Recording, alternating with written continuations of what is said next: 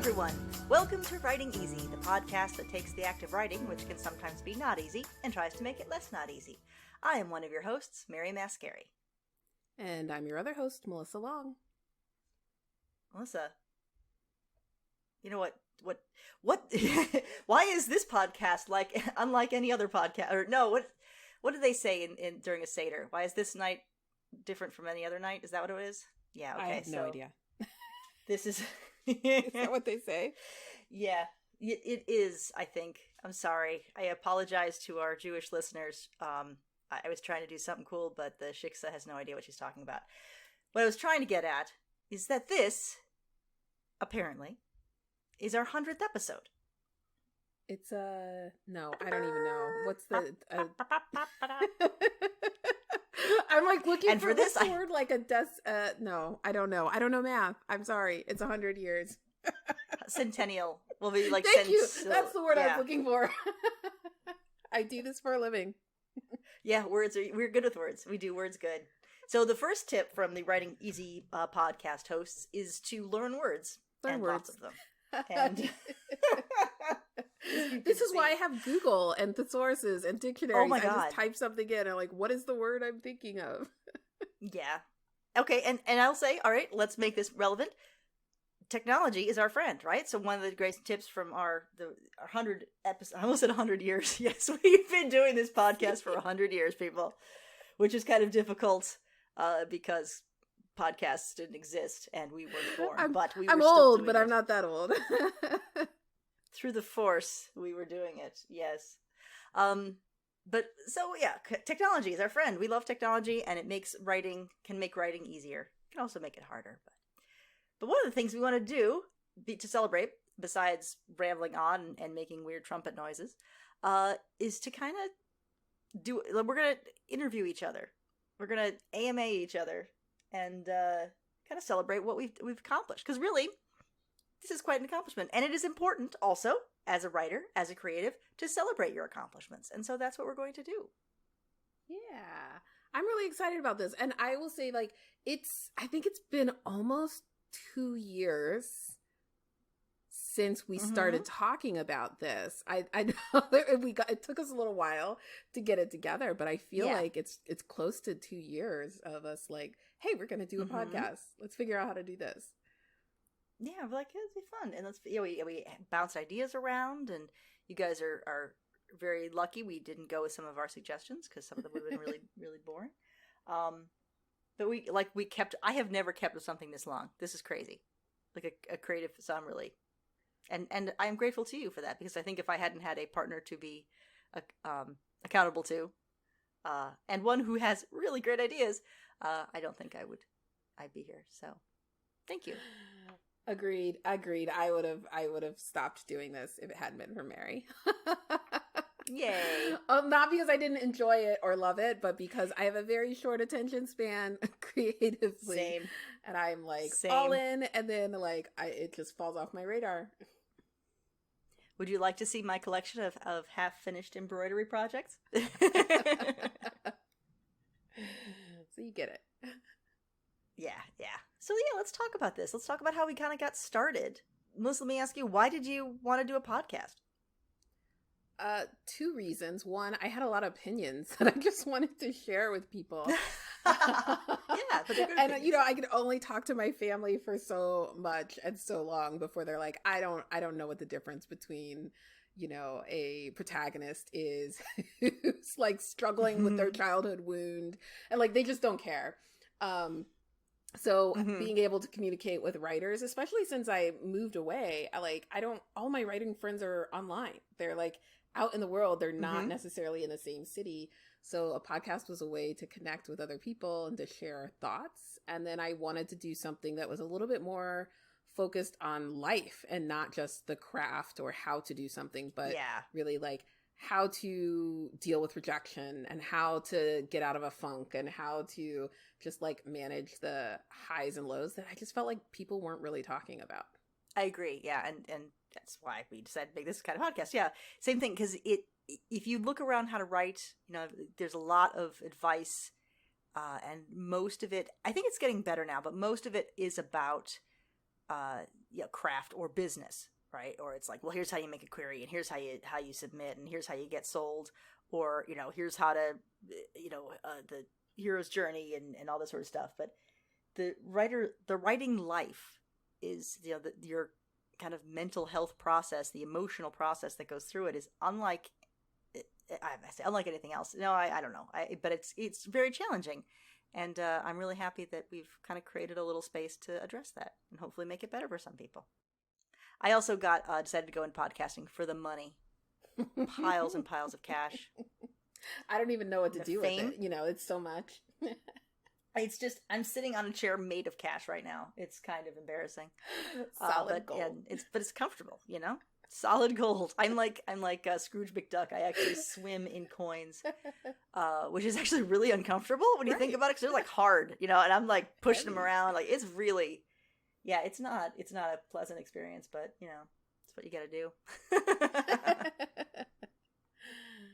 So, Mary, do you have a favorite moment or episode from our 100 episodes? Well, there's episode 1, which no one will ever hear. That's the mysterious one. That one was really exciting because of the special guests we had. Because I've never felt so, like, I never had my life threatened before in a podcast, and to know that I was able to overcome that, to escape, to defeat my foes, all while, in midair and recording, that changes you. It really does. So, we tell you who the guests were, but like there was an NDA. It's just a big mess. So we literally cannot. When I try to say the words, a curse has been placed on us, and my mouth will seal shut if I try to say it. So I'm sorry, I can't. Favorite. It's hard for me to pick a favorite moment, partly because my memory is terrible, but also because there's just a lot of little ones. I get the experience of, because I edit the episodes, so I get to hear it again, so I hear everything twice, at least. So it's really fun to hear, the things that kind of come up over and over again, just the exciting ideas that we kind of come to together, and we kind of like when we synergize something and say, yes, okay, this is it, this is what we're trying to say, and feel like we've kind of discovered something new. That's really great. I also liked it when my dog started barking in the middle of one of the episodes and he was featured. So yeah, Emmy hasn't made the cut. My dog has not made the cut yet, but she is often like decides to eat food right behind me when we start to record. You have a train that visits us.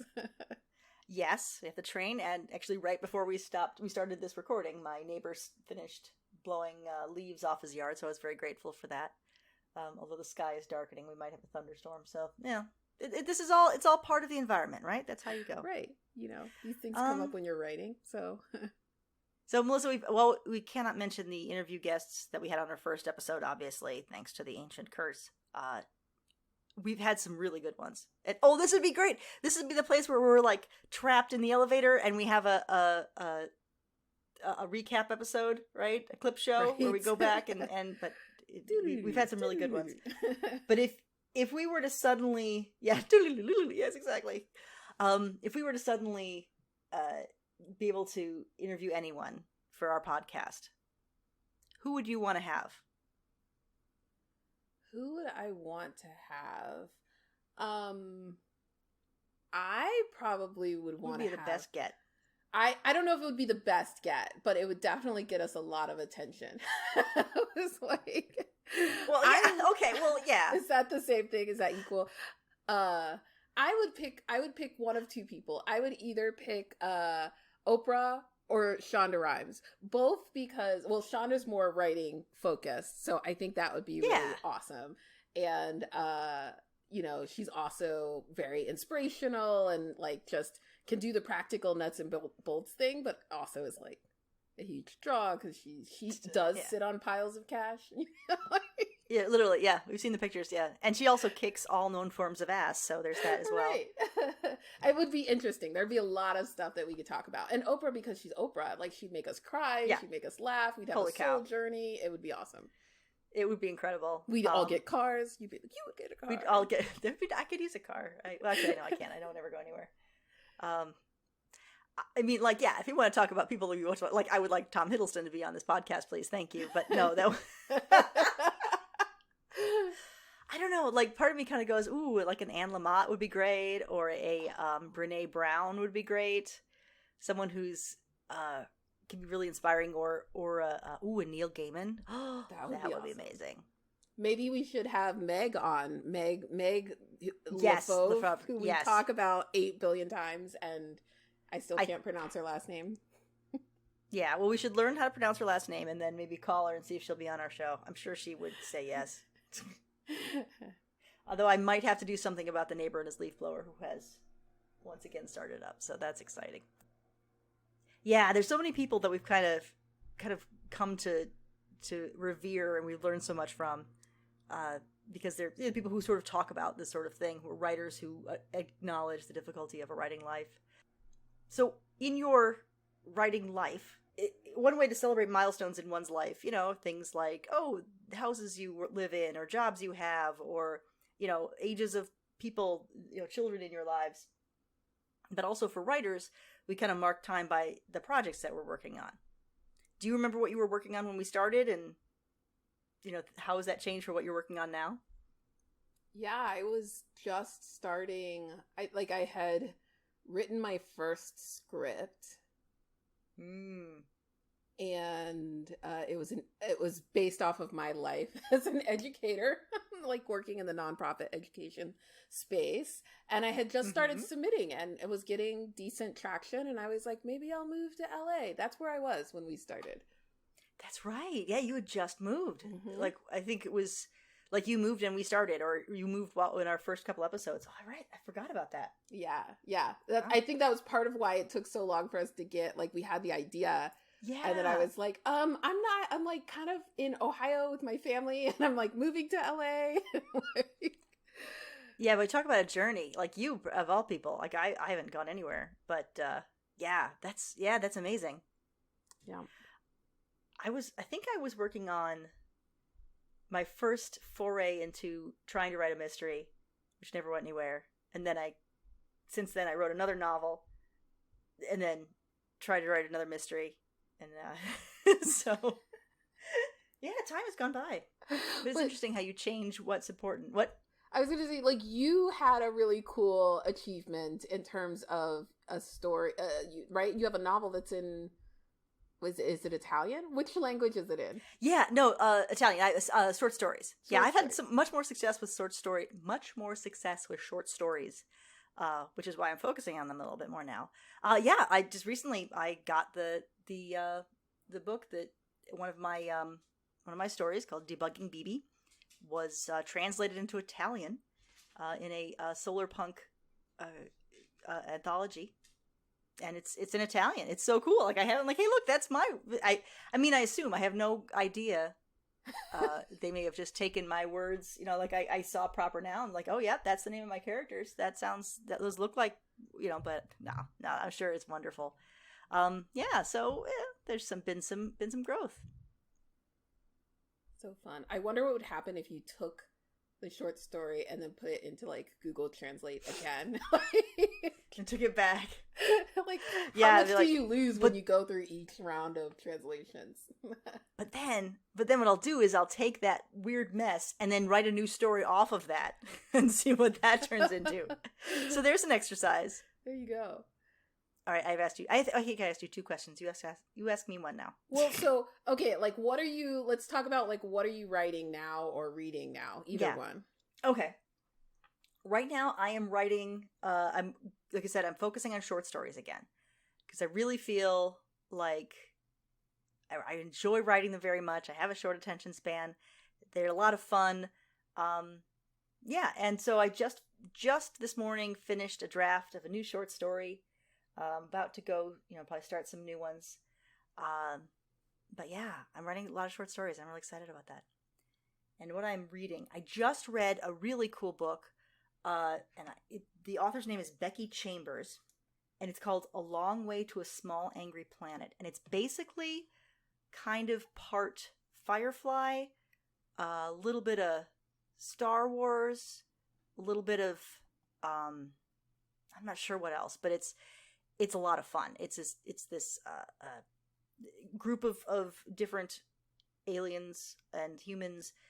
This is a post-Earth world, and they're on a ship, and they're going around the galaxy doing adventures. And it's, and it's a family sort of, like they're close knit and a family. So there's a lot of different relationships. It's somewhat episodic in the way it's structured.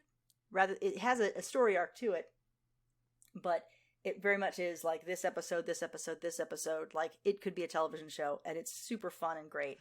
And actually just had recently read another novella by her called A Psalm for the Wild Built, which is also delightful.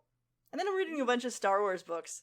There's the High Republic series that they're putting out, where it's like super, super Jedi, which is my favorite part of Star Wars, and I'm having a lot of fun with those.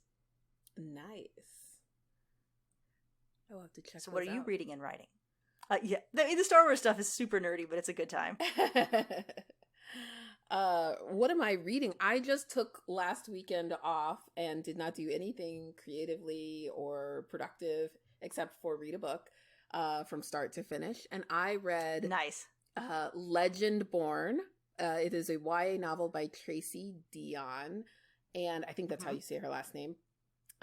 It's fantastic. It's totally YA tropey fantasy, modern day sort of retelling of like King Arthur and Merlin, and fun. It takes place in North Carolina, and it also deals with like two magical systems, including one that is based off of like root work and hoodoo. So the main protagonist is a young Black sort of witch or practitioner that discovers her abilities when she goes off to an early college program in North Carolina. And so it was really fun.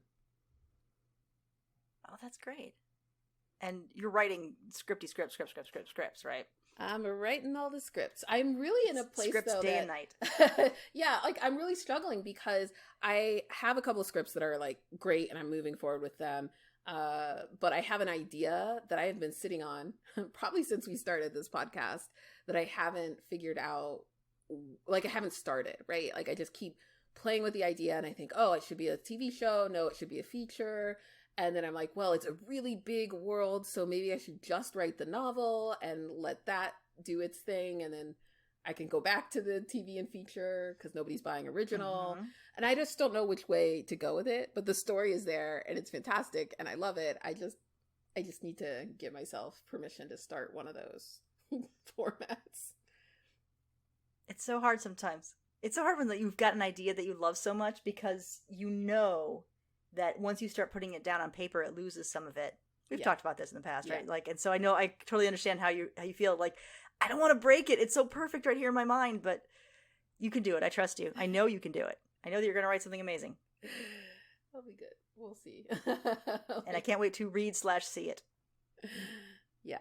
Well, let's talk a little bit more about like our writing, because like what we're doing right now. What like if you had a dream project, like just I don't know, you just suddenly came up, you could do anything you wanted, and it would be sold, it would be read, it would be consumed, it would happen. What's a dream project that you would have? Oh no, see, I definitely think it's the one that I'm sitting on. I haven't committed to because well, even better. It is outside of my realm. It's science fiction, it's space. I've never done anything sci-fi spacey with aliens, and although they're human like aliens, and I know people have issues with that, but I don't care. So it's huge. And I think it would be phenomenal and fun, and I want to play in this world so badly. But I think also the idea that like it would be a huge, big budget TV show or movie, and I don't have enough experience to carry that through has like kept me from working on it, because I'm like, I don't want to hand it over to somebody to ruin. And I don't want to lose control of it because it's such a great idea. But it's one of those like, I feel like it's one of those iconic, you could build theme parks off of this storyline, and I just want to do it so badly. You got to do it. You have to do it. You have to do it. Don't worry about what happens after. I know. Yeah, see, I need to get out of my own way, just like let the story go and share it with the world. And what happens will happen. And there's actually there's this great podcast you might want to listen to. It's called Writing Easy, and it's kind of about things like that, like how to get out of your own way and how to really get to writing and that sort of thing. Right. Apparently, they've done almost 100 episodes. The do as I say, not as I do. This is why we needed our own advice. I'll tell you what. Yeah. Oh, there's so many times where I'll go back and listen to one of our own episodes and be like, wow, that Mary girl sure sounds like she knows what she's doing. I should talk to her, and like, yes, Mary, you know this. You know what you're supposed to do. Just get out of your own way and do it. So, do you have something you're dreaming of working on? I don't know. I think, honestly, like reading these Star Wars books, I would love to write one of them because I'm no good at fan fiction. I don't disparage it at all. It's just not for me. I think it's because I don't have a whole lot of time for writing, and I tend to take it very seriously. And so if I'm going to write a fanfic, I'm going to come at it with the same amount of, it's not like a relaxing, fun thing. I end up getting caught up in it anyway. And then I'm like, well, if I'm going to do that, let me do my stuff. So that's kind of why I don't do it. But it'd be really fun to write some cool Jedi story because I love them so much. Yeah, that would be a good time. But honestly, just writing my own stuff and having it be like, oh yeah, that's a Mary Mascari story. That's fun. That's what I want to do. That's the goal. I also want to get to the point where I can just sit down and just write without being distracted or doubting myself or getting stuck on anything. I'm not sure when that happens, but I'm hoping it doesn't. It doesn't happen. It never happens. Stop chasing and if any, it. Yeah, no, I can't. I remember in the Chicago area. It's kind of nice. There's some really great writers here, and I've been lucky enough to be part of some at a convention, a writing group, a critique group that happens at this con every year. And one of the people who's one of the critiquers is the author Jodi Lynn Nye. She's very accomplished. She's written a lot of great stuff, and she's really good at critiquing. And she's very meticulous. So she'll tell you everything. Like, oh, I didn't even think of that. And one time she told me that the way she writes is she goes beginning to end, and edits as she goes.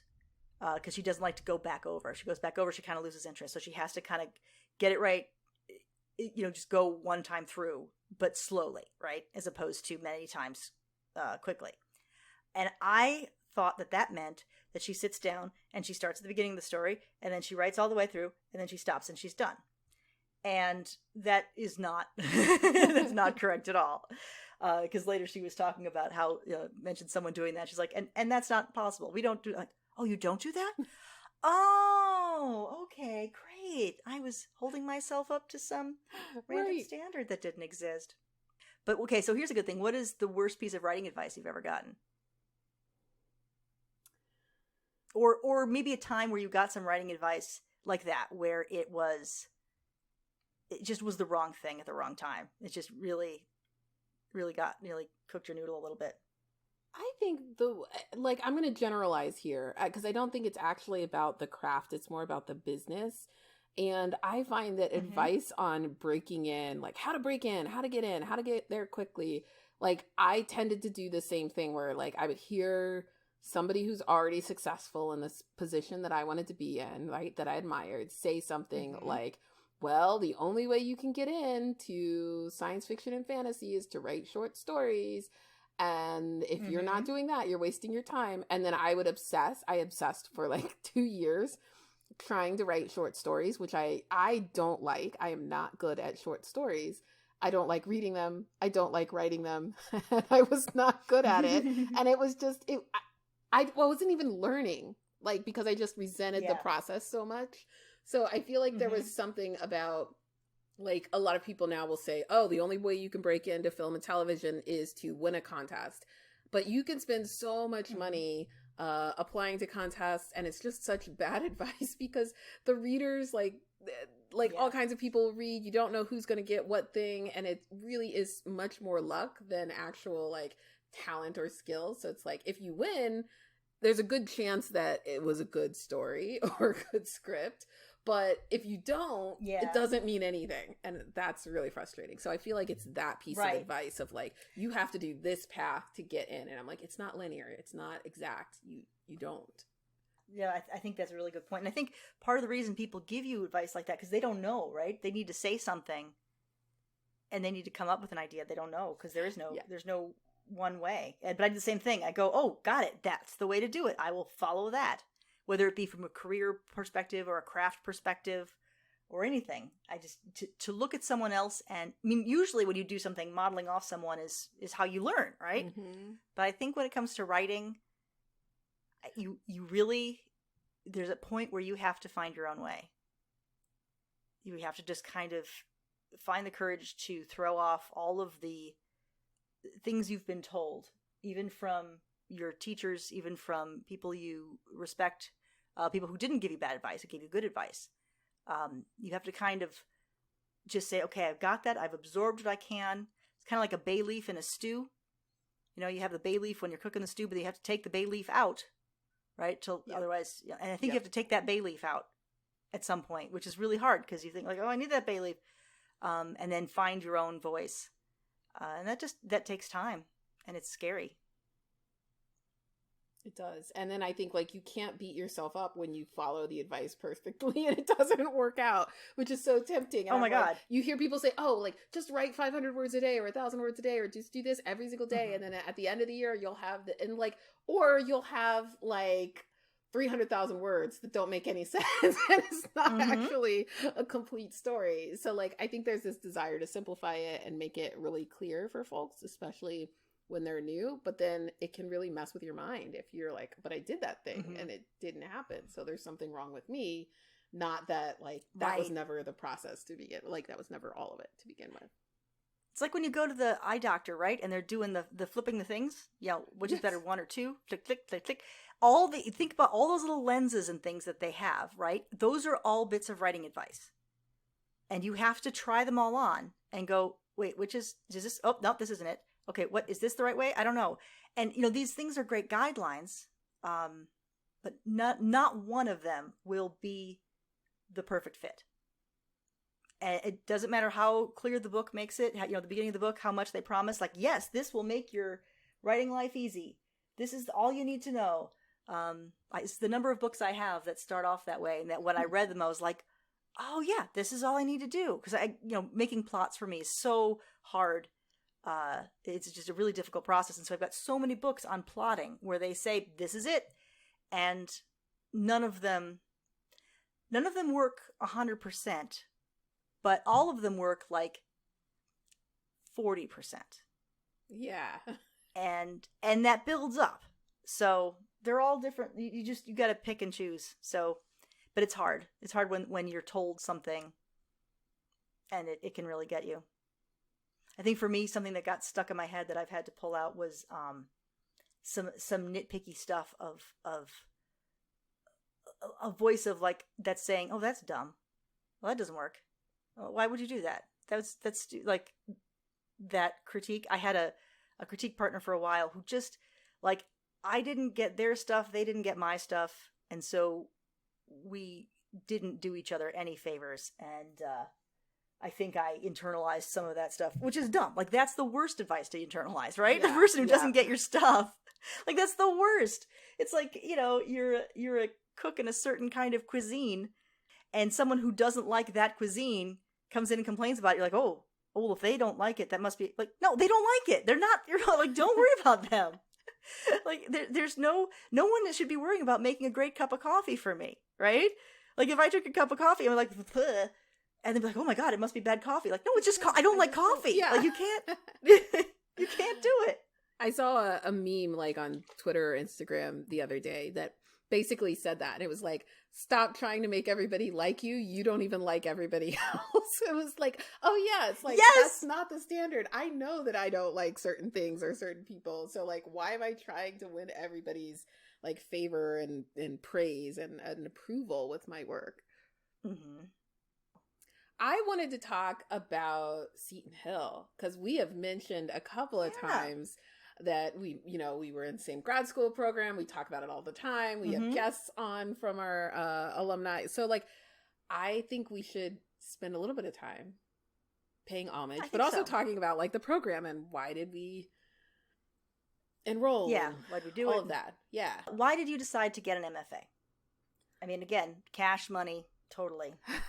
Right? Rolling in the dough.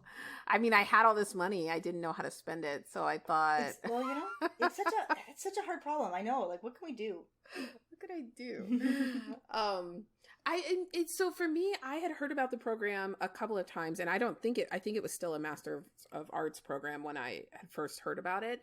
And there were just people in my network that I kept meeting at conventions who were all a part of the program. And I was like, who are these people and why are they like, I was so impressed with their ability to talk about genre specifically in conventions. And I had gone to so many different writing things that had just poo-pooed everything that I wrote. They were just like, oh, that's not literature. That's not artistic. That's not, it was so hard to find traction and to find a supportive community for the kinds of stories that I wanted to write.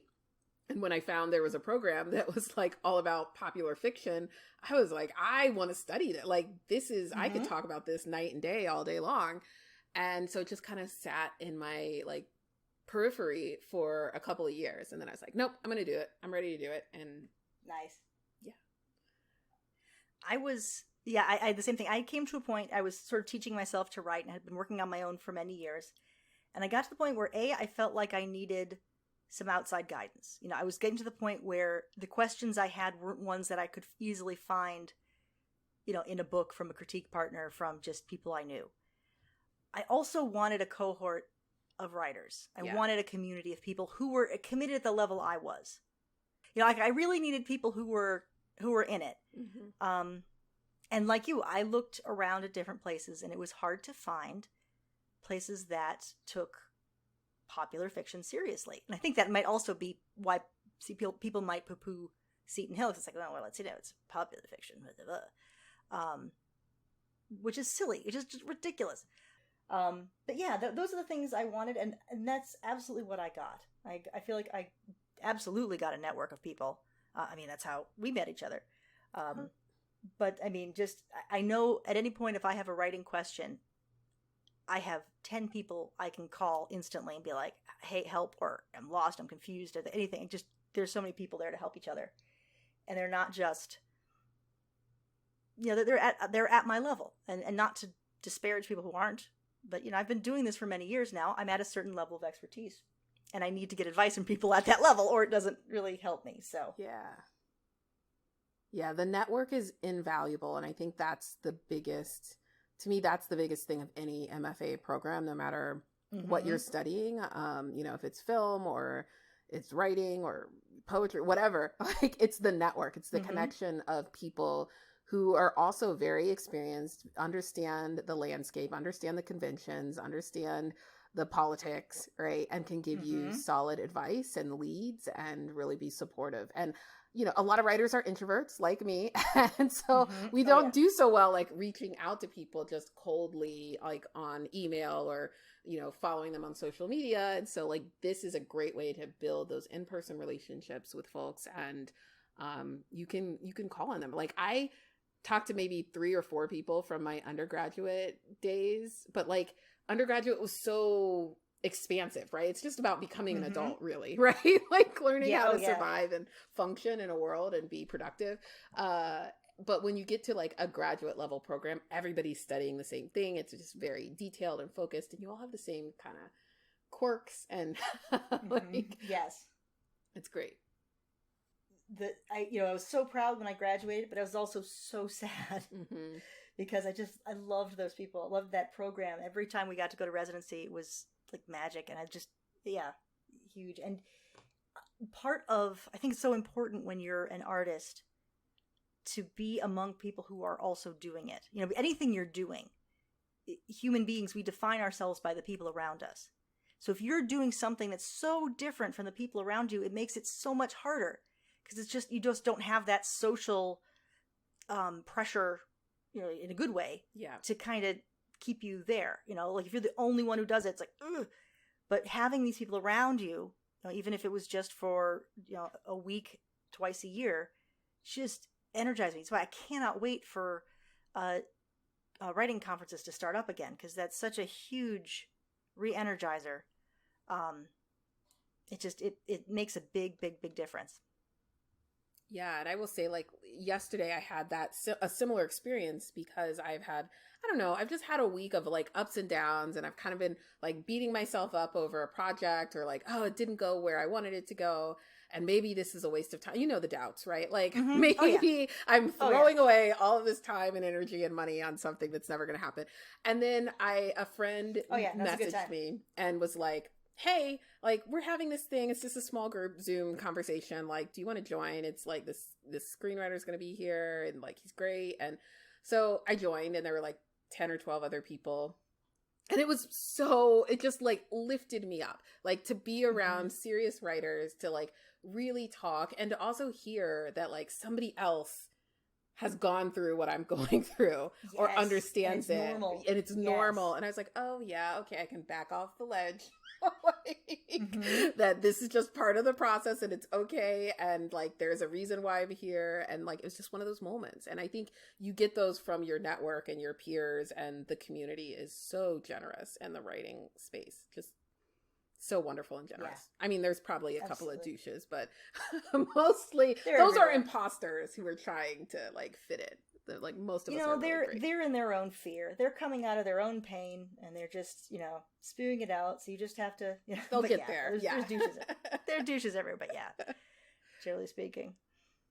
Well, one of the great things about writing, the Writing Easy podcast, is we keep our episodes short to about 15, 20 minutes, as we've clearly not done here, but I think we earned it. Yeah.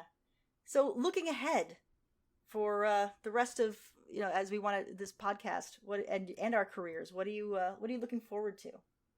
Well, I can share one project that I am working on that I'm looking forward to, which is I launched a Kickstarter campaign last week for a mindset deck for writers. It's so cool.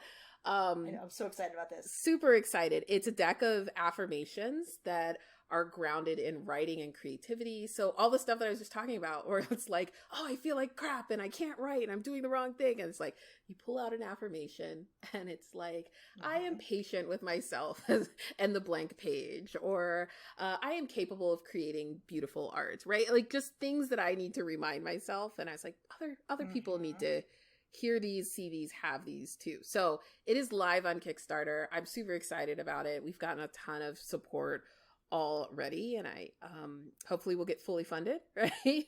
But everyone, please fund this, because I need these to exist.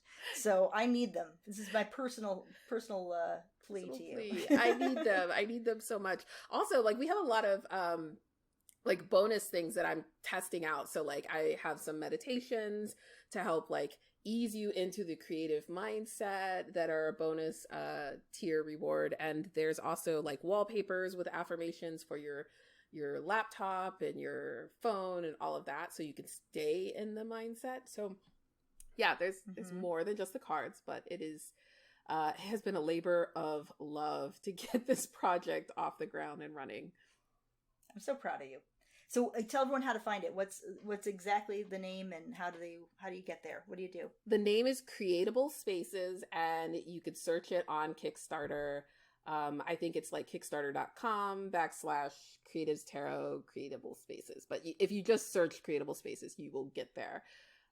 Cool. Yeah. And we'll put obviously a link in the notes, so that. And so tell me about some. Let's have our little PBS moment here. Do you get a tote bag? What do we get here? What are some of the what's the minimum amount? What do you want people to do? What's the coolest thing? Well, all contributions matter, right? So you can make a donation if you're like, I don't need another thing to like clutter up my space. Then just make a donation, and you're helping to bring the project to life for those of us who do need it desperately. Please. So yeah, there's different tiers. The main base deck, I think, is I'm trying to remember. There's an early bird price and there's a regular price, and I think the regular price is $55. But so there's like the main bit deck, and then there's also an expansion deck, which I love, and that's a little bit more tarot, because I love tarot. a little bit more oracle messages, but it's just like words and phrases to help you figure out which direction to go. So you can get the expanded level and upgrade and get that. And they're beautiful designs that work with like all different kinds of cards. So Excellent. it's a lot of fun. And if we get some of the stretch goals, I'll do some like self-care workshops, but oh yes. Yeah. Yes, please. So yeah, please go check that out. Please go fund it. Just give her all your money because this needs to happen. Great. And I guess we should probably do our other our last bits of plugging about going and reviewing and rating our podcast. That makes such a big difference. If you please, thank you. Yeah. Yeah. And I would also say like we have an episode guide, which hopefully will be up and available for download when this releases. But it's all of 100 episodes and they're broken into different categories. So if you're like, I really need inspiration on this, or I want to see all the author interview episodes, you can find that. And I think this will be a really helpful tool because what I was also thinking about is it's beneficial for you to share an episode that you loved with a friend. Just like email them or text them, use the app feature, whatever app you're listening to allows you to send an episode to someone. Like even doing that, because I have been talking to different people and then they're like, oh, you do a podcast? And when I send it, they're like, whoa, this is amazing. How come I've never seen it? So like that word of mouth referrals for like, just do your writer friends a favor and send them an episode. Yeah, that would really be great. And would do us a favor too. But I think the episode guide's really exciting because it's, you get there, oh, there was that great thing they were talking about. I mean, even we do it during the episodes. Like, oh yeah, we were talking about that great thing. And, you don't know what you're going to need until you need it. And then if there's a point where you're feeling kind of stuck or lost, you can find the episode you need. They're all really short. Give it a quick listen and hopefully go back to the page feeling a little more energized. Yeah. See, we got you. So many ways that we're helping you. We totally got you. It's what we're here for. Awesome. All right. Well, we have gone on for quite some time, so I think we're going to wrap up. And as always, remind you that, believe it or not, writing is hard. So take it easy. I'm Mary. And I'm Melissa. Bye, everybody. Bye.